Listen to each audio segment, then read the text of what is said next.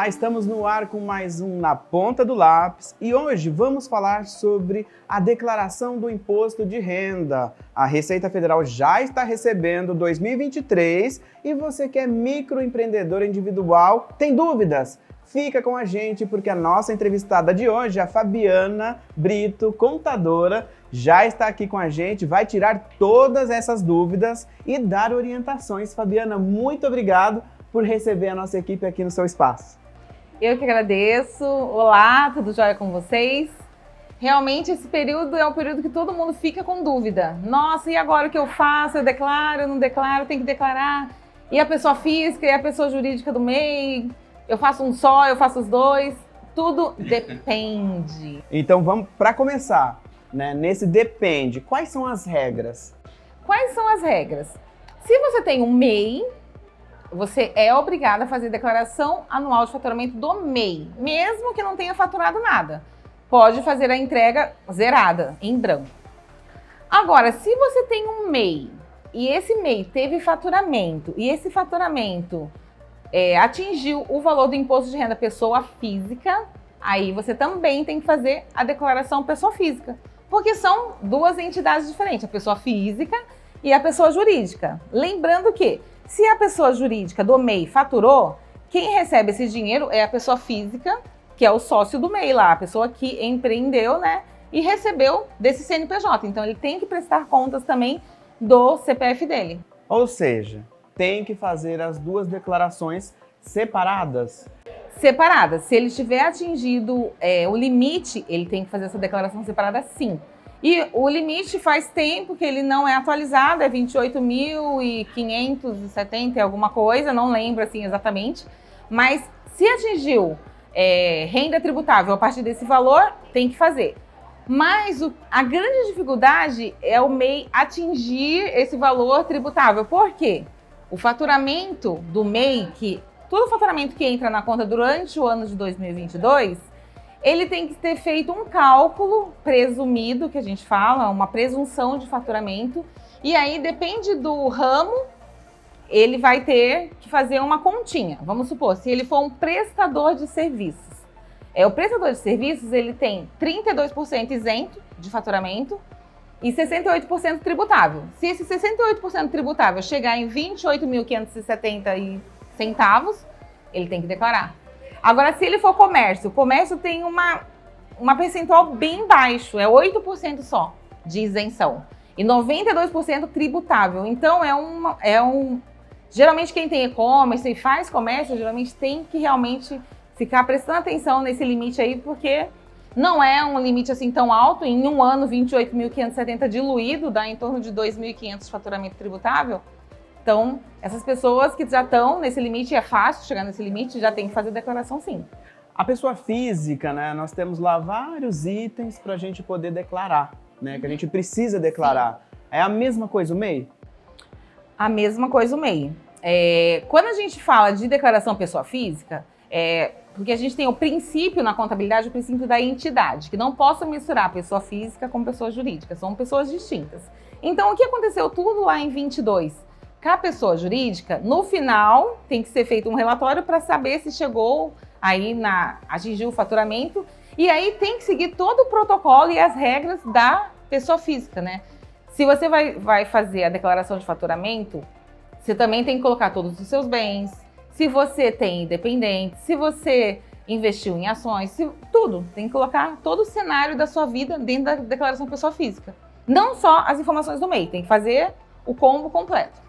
E é difícil essa declaração, porque na pessoa física, né, da pessoa física, a gente consegue declarar sozinho, utiliza lá a plataforma da Receita Federal, envia, a gente até consegue sem o auxílio de um profissional. Agora, o MEI, dá para fazer sozinho? O que você orientaria? Eu digo que sim, qualquer pessoa pode fazer sozinha, mas estude os casos antes de fazer, para não fazer de forma incorreta. Porque como tem que fazer essa divisão de valor tributável e de valor isento, porque você tem que fazer, pegar o faturamento e colocar a composição desse faturamento em abas diferentes. Na aba isento, X valor. Na aba tributável, X valor. Então tem que prestar atenção, tem que ter bem específico as rendas, né? Tem que estar tudo bem claro. Vamos supor que a pessoa presta serviços e também vende. Então tem que fazer 4 contas. Então é meio complexo, né?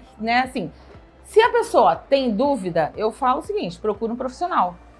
Por quê? É melhor pagar o profissional do que errar e cair na malha fina, porque aí já fica mais complicado. Às vezes o que o profissional vai te cobrar vai te aliviar a dor de cabeça. A dor de cabeça que talvez tenha com malha fina, e aí tem multa, juros, e aí... Você já adiantou aqui pra gente, né, que faturou ou não, tem que fazer a declaração. É obrigado. É obrigada. A gente vê muitos MEIs que ficam com o CNPJ inapto, porque assim, se você não entrega essa declaração, o seu CNPJ ele não consegue ficar apto. Ele já lá, quando você faz a consulta, né, no site da Receita, ele já fica inapto, não aparece mais endereço, não aparece mais as atividades, fica tudo em branco. E fala assim, inapto por falta de declaração. Então, não tem muito para onde correr, é obrigatório fazer e precisa ser feito. Se não é feito, também paga uma multa. Então, evite pagar multas, né, porque não é uma forma inteligente, né, de se trabalhar pagando multas, ainda mais se ela pode ser evitada.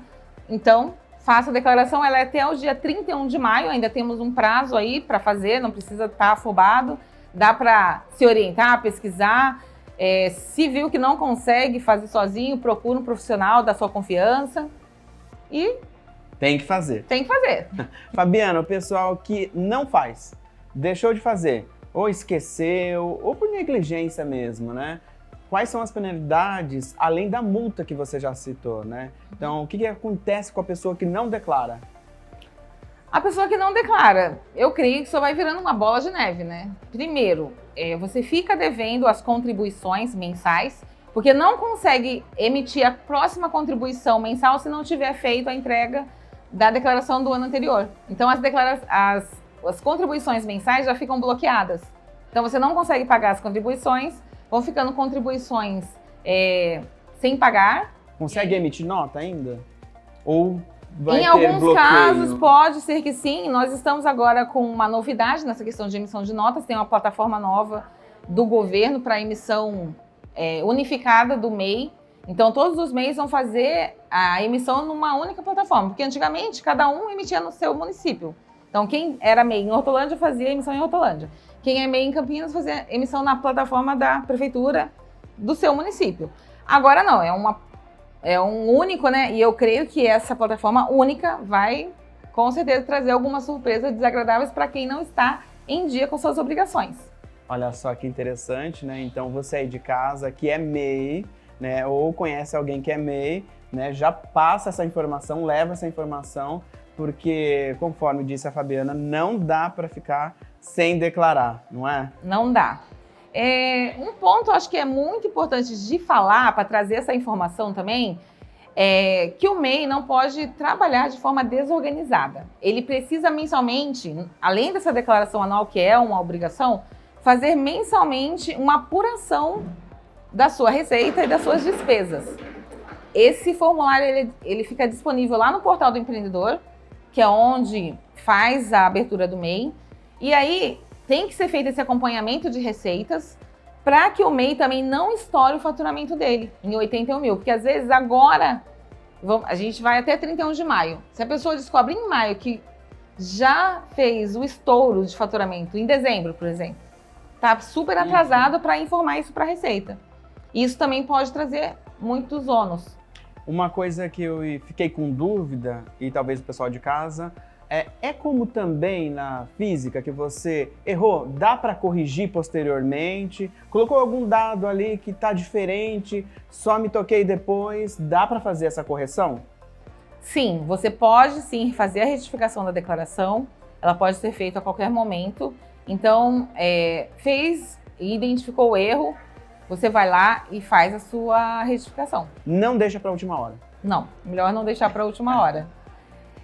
Uma coisa também interessante de falar é que se o MEI ele atingiu um valor tributável superior, né, ele talvez tenha que pagar o imposto de renda pessoa física sobre esse valor. Porque quando a gente fala em composição do que ele paga, que hoje em dia a gente sabe que tem somente a obrigação de recolher aquele DAS mensal. E o que é aquele DAS mensal? Começando pelo DAS de comércio, por exemplo. A contribuição previdenciária, que é 5% do INSS sobre o salário mínimo. Então, pega-se o valor do salário mínimo e aplica 5%. E soma-se R$1, para quem é comércio, somente R$1 para o Estado, a título de ICMS, que é o Imposto sobre Circulação de Mercadorias. Então, paga só R$67 nesse caso. Se o MEI ele for comércio e prestador de serviço, ele já paga R$71, porque aí inclui a prefeitura e a prefeitura cobra R$5 do ISS, que é o Imposto sobre Serviço. Então, se você faz essa composição, você vê que nessa composição não tem imposto de renda pessoa física. Então, quando que o MEI paga o imposto de renda pessoa física?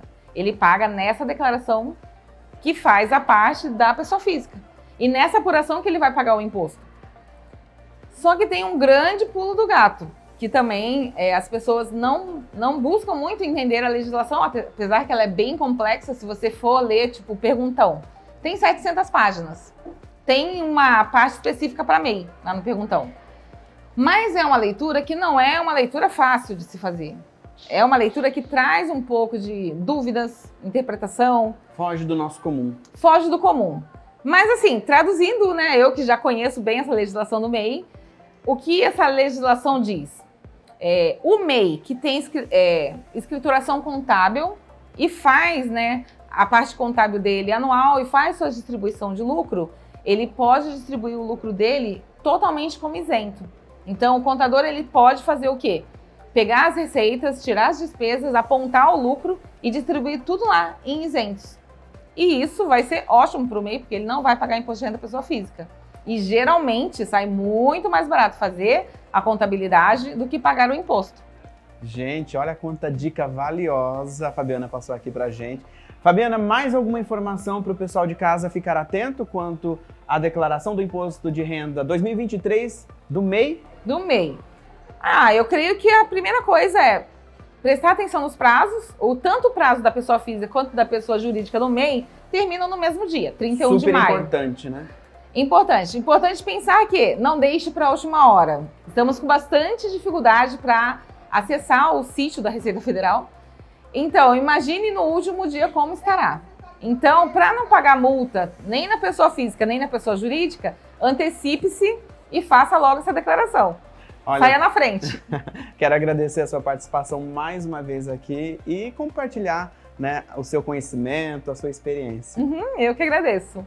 E esse foi mais um Na Ponta do Lápis e a gente volta, olha só, em outro programa com outras dicas.